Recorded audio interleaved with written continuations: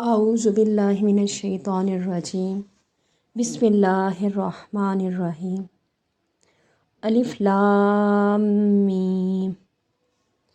یہ حروف مقطعات میں سے ہے اور انہیں حروف مقطعات اس لیے کہتے ہیں کیونکہ انہیں لکھا تو اکٹھا جاتا ہے مگر پڑھا الگ الگ جاتا ہے، اور ان کا سوائے اللہ تعالیٰ اور رسول کریم صلی اللہ علیہ وآلہ وسلم کے کسی کو علم نہیں۔ اس بارے میں حضرت ابو بکر صدیق رضی اللہ تعالیٰ عنہ کا ارشاد مبارکہ ہے کہ ہر کتاب میں کچھ اسرار ہوتے ہیں اور قرآن کریم کے اسرار مقطعات قرآنیہ ہیں۔ اس بارے میں بعض علماء کرام کہتے ہیں کہ یہ اسماء الہیہ ہیں اور جن کو حصول برکت کے لیے قرآن پاک کے شروع میں لایا گیا ہے۔ کہتے ہیں کہ دنیا میں ان کے معنی معلوم ہونے کی کوئی صورت نہیں ہے، ہاں البتہ جب عالم آخرت میں اور حقائق کھلیں گے تو ان کے حقائق بھی سامنے آ جائیں گے۔ ذالک الکتاب، یہ وہ عظیم کتاب ہے۔ اب سورہ بقرہ مدنی ہے اور یہاں پر کیونکہ زیادہ تر یہود رہتے تھے جن کی مذہبی کتاب توریت میں قرآن کریم کے نازل ہونے کی خبر دی گئی تھی، تو اسی موعود کتاب کی طرف اشارہ کرنے کے لیے اس میں اشارہ بعید ذالک لایا گیا ہے، ورنہ یہاں پر لفظ ھذا بھی لایا جا سکتا تھا۔ کبھی ذالک ھذا کے معنی میں بھی آتا ہے، جیسے فرمایا ذالکم اللہ، یہ ہے اللہ تعالیٰ۔ ھذا کی جگہ ذالک لانے کی ایک وجہ اس کے علو مرتبت اور انسانی فہم و ادراک سے بالا تر ہونے کی طرف اشارہ ہے۔ اس کی ایک اور وجہ یہ ہے کہ انسان جب سورہ فاتحہ میں دعا کرتا ہے اور اللہ سے سوال کرتا ہے کہ اہدنا الصراط المستقیم، تو یہ اس کے سوال کا جواب ہے کہ یہ ہے وہ کتاب جو راہ حق کی طرف رہنمائی کرتی ہے۔ اب یہاں کتاب کا لفظ استعمال کیا گیا ہے، کلام کا نہیں، اور اس کی وجہ یہ ہے کہ کلام لفظی بھی ہوتا ہے اور نفسی بھی۔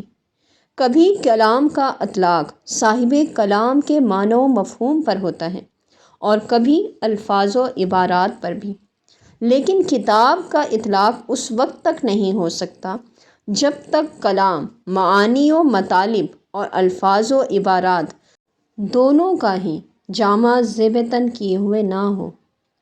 اس کے علاوہ کتاب کلام نفسی اور کلام معنوی کے علاوہ خاص ترتیب کا بھی تقاضا کرتی ہے۔ کلام کے باہمی ربط و تعلق کے بغیر کتاب کا کوئی تصور ممکن نہیں ہے، لہٰذا اس بات سے یہ ثابت ہوا کہ قرآن کی ترتیب بھی منزل من اللہ ہے اور صحابہ کرام کی تراشیدہ نہیں ہے، اور اسی ترتیب کے ساتھ حضور صلی اللہ علیہ وآلہ وسلم نے جبرائیل امین علیہ السلام کے ساتھ دور کیا، اور یہی کتاب اسی ترتیب سے لوح محفوظ میں موجود ہے، لا ریب فیہ، جس میں کسی شک کی گنجائش نہیں۔ اب کسی بھی کتاب میں شک 4 پہلوؤں پر وارد ہو سکتا ہے۔ پہلا یہ کہ کسی بھی کتاب کا اصلی، واقعی اور حقیقی ہونا، یعنی کہ اس کا جینون ہونا۔ دوسرا، کیا کتاب قابل اعتبار اور قابل اعتماد ہے، یعنی اس کی ایتھینٹسٹی۔ تیسری ہے اس کی انٹیگریٹی، یعنی کہ کیا کتاب ہر قسم کی کمی سے محفوظ ہے۔ اور چوتھا پہلو ہے اس کی پریکٹیکیبلٹی، کہ کیا یہ کتاب ہر زمانے کے لیے قابل عمل ہے۔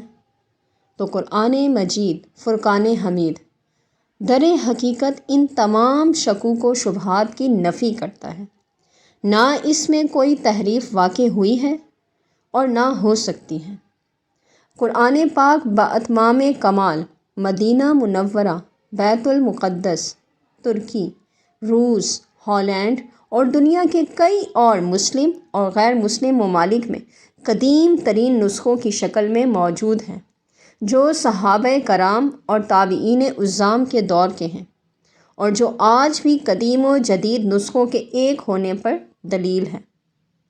قرآن پاک ہر وقت اور ہر زمانے کے لیے قابل عمل ہے۔ اب یہ ہر شخص پر منحصر ہے کہ وہ اس خدائی کلام سے کس قدر استفادہ کرتا ہے۔ لہٰذا قرآن پاک نے شروع میں ہی اس چیلنج کو دنیا کے سامنے پیش کر کے اسے اپنی حقانیت کے سامنے سر تسلیم خم کرنے پر مجبور کر دیا ہے۔ ھدی للمتقین، یعنی یہ کتاب ہے تو سراسر ہدایت ربانی، مگر اس سے فائدہ اٹھانے کے لیے ضروری ہے کہ آدمی میں چند صفات پائی جاتی ہوں، اور سب سے پہلی خوبی یہ ہے کہ آدمی پرہیزگار ہو، بھلائی اور برائی میں تمیز کر سکتا ہو، برائی سے بچنا چاہتا ہو اور بھلائی کا طالب ہو، اور اس پر عمل کرنے کا خواہش مند بھی ہو۔ اس بارے میں تفسیر ابن کثیر میں حضرت عبداللہ ابن عباس رضی اللہ تعالی عنہ فرماتے ہیں کہ متقی وہ لوگ ہیں جو ایمان لا کر شرک سے دور رہ کر اللہ تعالیٰ کے احکام بجا لائیں۔ اس بارے میں حضرت حسن بصری رحمۃ اللہ علیہ فرماتے ہیں کہ متقی وہ ہیں جو حرام سے بچے اور فرائض بجا لائے۔ الذین یؤمنون بالغیب، جو غیب پر ایمان لاتے ہیں۔ اب ایمان دو طرح کا ہوتا ہے، ایک ایمان اجمالی ہوتا ہے اور دوسرا الگ الگ تفصیلی تصدیق کرنا۔ بہرحال ایمان صرف سچا جاننے کو نہیں بلکہ سچا ماننے اور سمجھنے کو کہتے ہیں۔ ایمان بالغیب یہ ہے کہ عقل و حواس سے پوشیدہ اور مخفی باتوں کو صرف اللہ اور رسول صلی اللہ علیہ وآلہ وسلم کے فرمانے سے ہی صحیح مان لینا۔ ایک مرتبہ حضور نبی کریم صلی اللہ علیہ وآلہ وسلم نے اپنے صحابہ کرام رضوان اللہ اجمعین سے پوچھا کہ سب سے عجب ترین ایمان کس کا ہے؟ تو صحابہ کرام رضوان اللہ اجمعین نے عرض کیا، یا رسول اللہ صلی اللہ علیہ وآلہ وسلم، فرشتوں کا۔ تو آپ صلی اللہ علیہ وآلہ وسلم نے فرمایا کہ فرشتے اللہ تعالیٰ کی بارگاہ میں رہتے ہیں، اس کے احکام کی تعمیل میں لگے رہتے ہیں، تو وہ کیسے ایمان نہیں لائیں گے؟ تو پھر عرض کیا، پھر آپ صلی اللہ علیہ وآلہ وسلم کے اصحاب کا ایمان عجیب تر ہے۔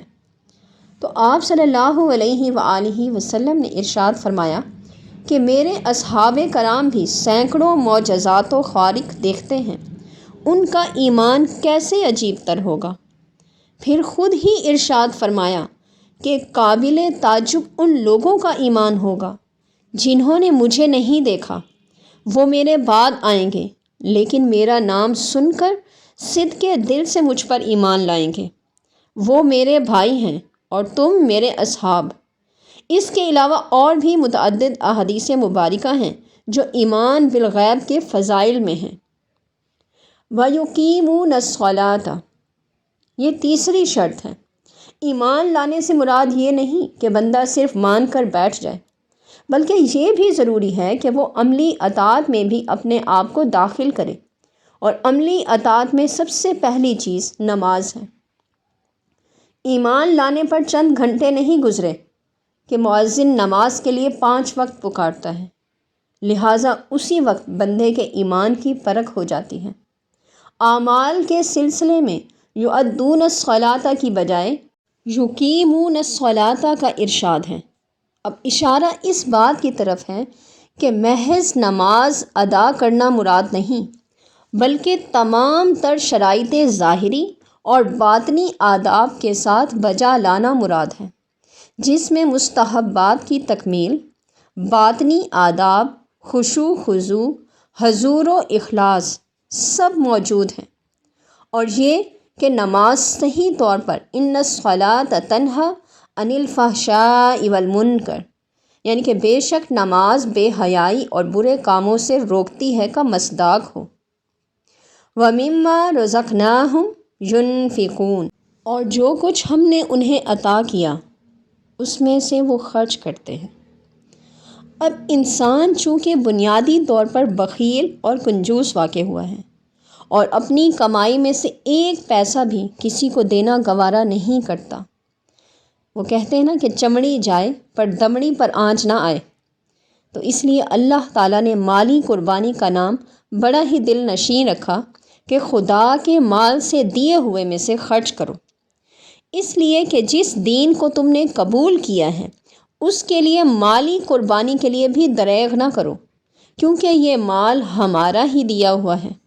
اگر ہم سارے کا سارا طلب کر لیتے تو بھی بجا تھا، کیونکہ جان دی ہوئی اسی کی تھی۔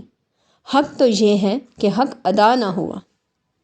اب زکوٰۃ ہے، اس سے مراد خاص قسم کا تجارتی مال ہے، اور وہ بھی کہ تمام ضروریات سے سال بھر بچا ہوا ہو۔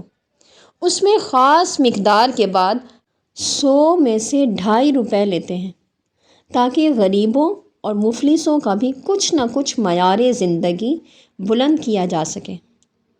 اسی طرح ما رزقناہم کے عمومی معنی میں علم ظاہر و باطن کی فیض رسانی کو بھی داخل کیا ہے، یعنی ایک عالم اور شیخ کو بھی دولت علم و باطن کی خیرات طالبین حق میں تقسیم کرنی چاہیے، کیونکہ یہ بھی ما رزقناہم کے زمرے میں آتا ہے، اور علم خرچ ہونے سے اور زیادہ بڑھتا ہے۔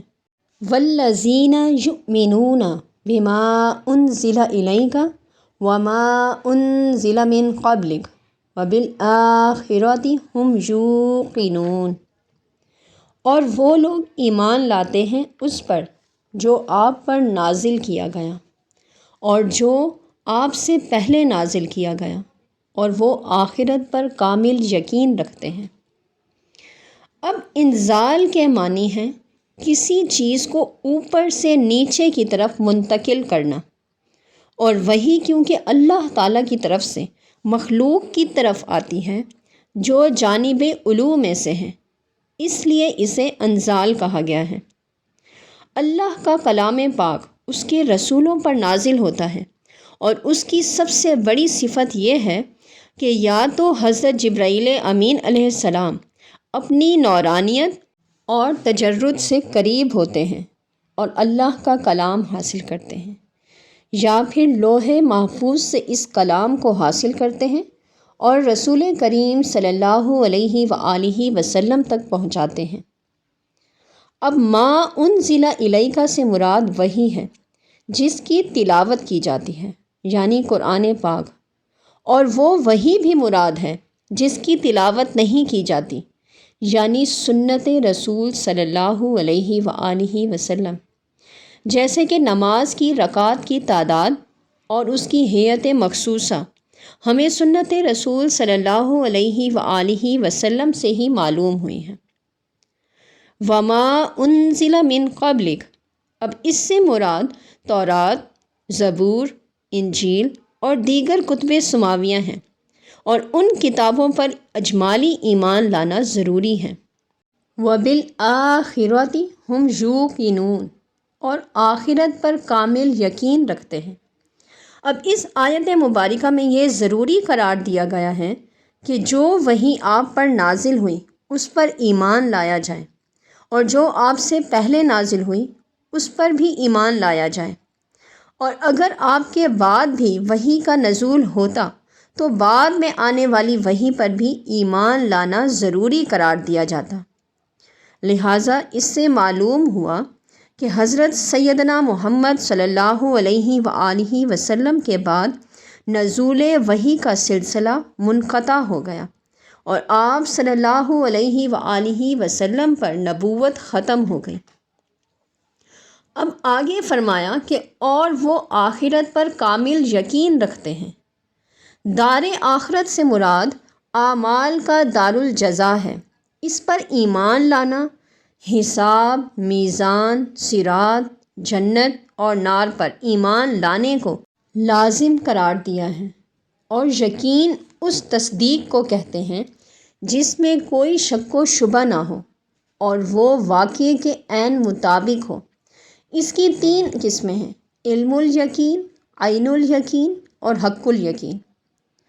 ہمیں جو اللہ اور رسول صلی اللہ علیہ وآلہ وسلم پر اور آخرت پر یقین ہے وہ علم الیقین ہے۔ علم الیقین نظر اور استدلال سے ہوتا ہے، جبکہ عین الیقین مشاہدے سے، دیکھنے سے ہوتا ہے، اور حق الیقین یہ تجربے سے حاصل ہوتا ہے۔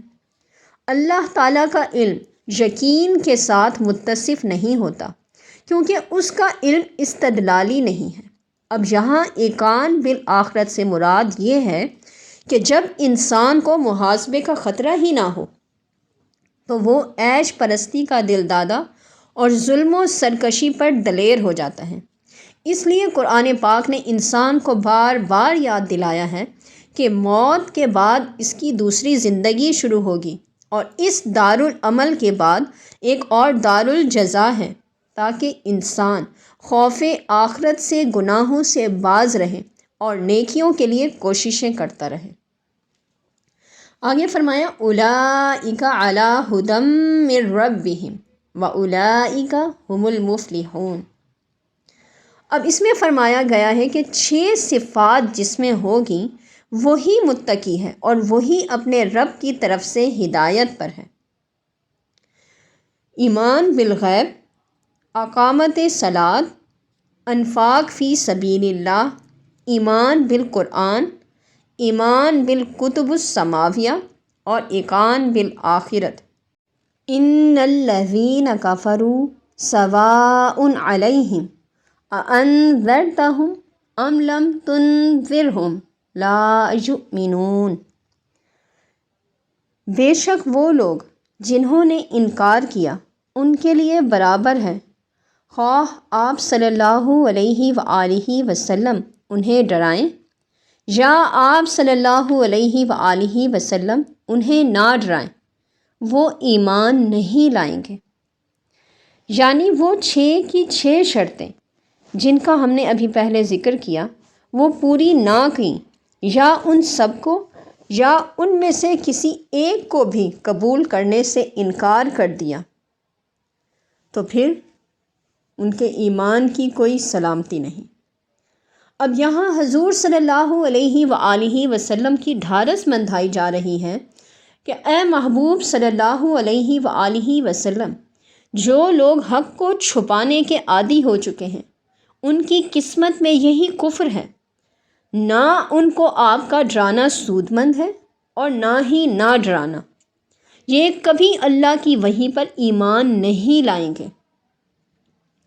اس بارے میں حضرت ابن عباس رضی اللہ تعالی عنہ فرماتے ہیں کہ حضور صلی اللہ علیہ وآلہ وسلم کو اس بات کی بڑی حرص تھی کہ تمام لوگ ایماندار ہو جائیں اور ہدایت کو قبول کر لیں، لیکن پروردگار عالم نے ارشاد فرمایا کہ یہ سعادت ہر ایک کے حصے کی نہیں، یہ نعمت بٹ چکی ہے، جس کے حصے میں آئی ہے وہ آپ صلی اللہ علیہ وآلہ وسلم کی مانے گا، اور جو بدقسمت ہیں وہ ہرگز آپ صلی اللہ علیہ وآلہ وسلم کی اطاعت کی طرف نہیں جھکیں گے۔ تو اے محبوب، یہ تو خود اپنی کتاب کو بھی حقیقتاً نہیں مانتے، کیونکہ اس کتاب میں آپ صلی اللہ علیہ وآلہ وسلم کے ماننے کا عہد ہے، تو جب یہ اپنی کتاب اور اپنے نبی کی وصیت سے پھر گئے ہیں تو آپ صلی اللہ علیہ وآلہ وسلم کو کیسے مانیں گے؟ لہٰذا آپ صلی اللہ علیہ وآلہ وسلم کا کام پہنچا دینا ہے اور دین کی دعوت کو پیش کرنا ہے۔ آپ صلی اللہ علیہ وآلہ وسلم ان کے نہ ماننے سے پریشان نہ ہوا کریں۔ ختم اللہ علی قلوبہم وعلی سمعہم وعلی ابصارہم غشاوۃ ولہم عذاب عظیم۔ اللہ نے ان کے دلوں پر مہر لگا دی ہے اور ان کی سماعتوں پر پردہ ڈال دیا ہے، ان کی بینائیوں پر، اور ان کے لیے آخرت میں بڑا عذاب ہے۔ اس بارے میں حضرت قتادہ رحمۃ اللہ علیہ فرماتے ہیں کہ ان پر کیونکہ شیطان غالب آ گیا اور وہ اس کی ماتحتی میں لگ گئے، یہاں تک کہ مہر الہی ان کے دلوں پر اور کانوں پر لگ گئی اور ان کی آنکھوں پر پردہ پڑ گیا۔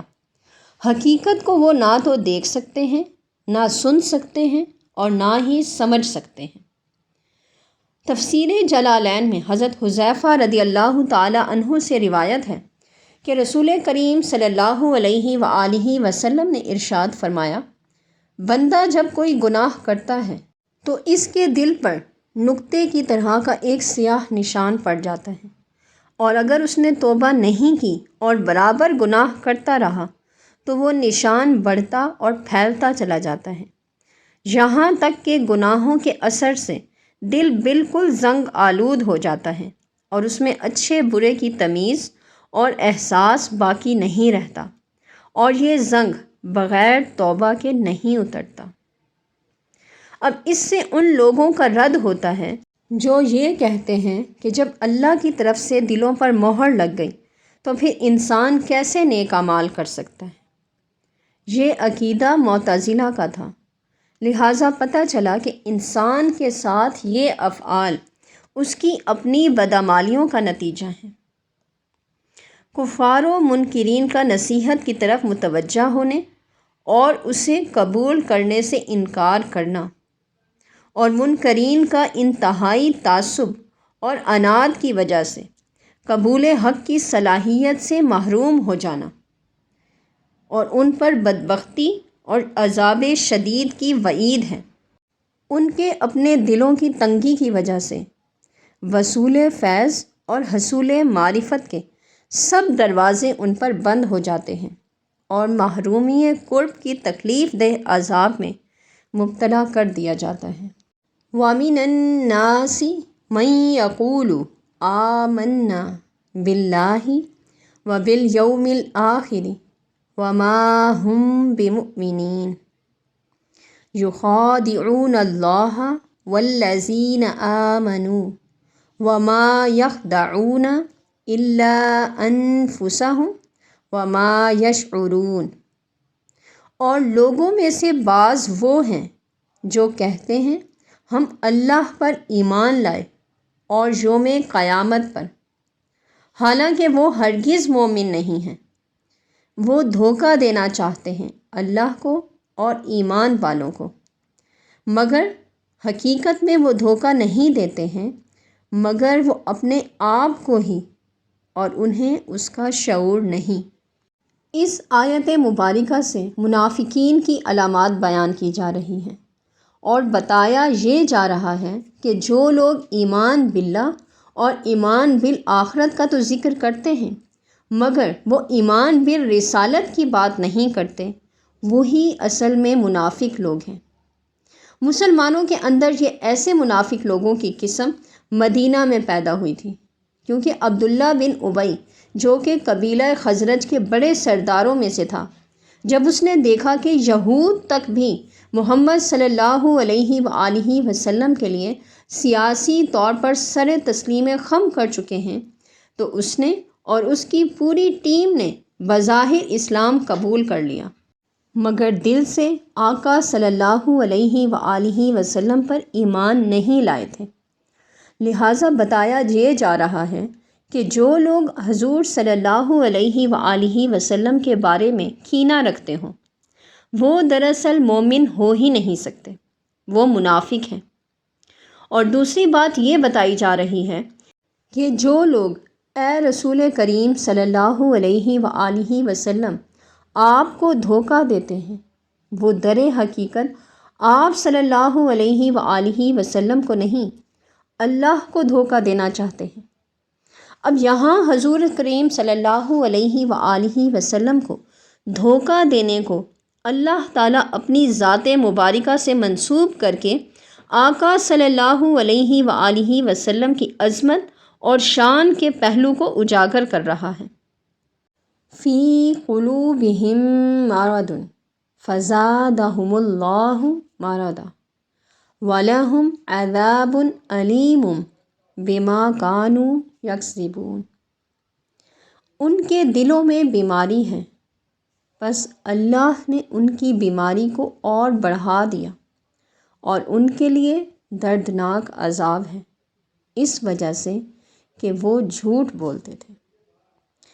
دوغلے شخص سے ہمیشہ فساد ہی کی توقع ہو سکتی ہے، لیکن اگر کوئی خیر خواہی کے جذبے سے مجبور ہو کر ان کی اچھائی چاہے، ان کی خیر اندیشی چاہے اور ان سے کہے کہ زمین سے تمہارے طرز عمل کی وجہ سے بے چینی اور اضطراب پھیلتا ہے، اس لیے تم باز آ جاؤ، تو انتہائی حماقت سے اپنے عیبوں کو ہنر ظاہر کرتے ہوئے بڑے شد و مت سے جواب دیتے ہیں کہ ہمارا کام تو صرف اصلاح کرنا ہے، نہ کہ فساد برپا کرنا۔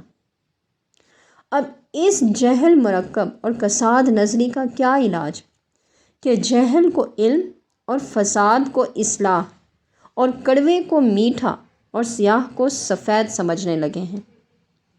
لا علاج مرض سے بچنے اور نکلنے کی کوئی صورت نہیں ہے، کیونکہ منافقت حضور صلی اللہ علیہ وآلہ وسلم کی قدر و منزلت کا انکار یہ دلوں کا روگ ہے۔ منافقت دل کی بیماری ہے، یہ بجائے گھٹنے کے مزید بڑھتی ہے، اور اگر منافقت کی بیماری ایک بار لگ جائے تو پھر جھوٹ بولنا عادت بن جاتا ہے۔ وَإِذَا قِيلَ لَهُمْ لَا تُفْسِدُوا فِي الْأَرْضِ قَالُوا إِنَّمَا نَحْنُ مُصْلِحُونَ، اور جب ان سے کہا جاتا ہے کہ زمین میں فساد برپا نہ کرو تو کہتے ہیں ہم ہی تو اصلاح کرنے والے ہیں۔ اب منافقت کا گھناؤنا روپ نام نہاد اصلاح کے پردے میں فساد انگیزی کرنا ہے۔ منافقوں کو اپنی فساد انگیزی کا شعور نہیں ہوتا اور وہ خود کو سب کا مصلح گردانتے ہیں، اور اس کی بیماری سے مراد ان کی منافقت ہے، اور بیماری کے بڑھانے سے مراد انہیں اللہ تعالیٰ کا ڈھیل دینا ہے۔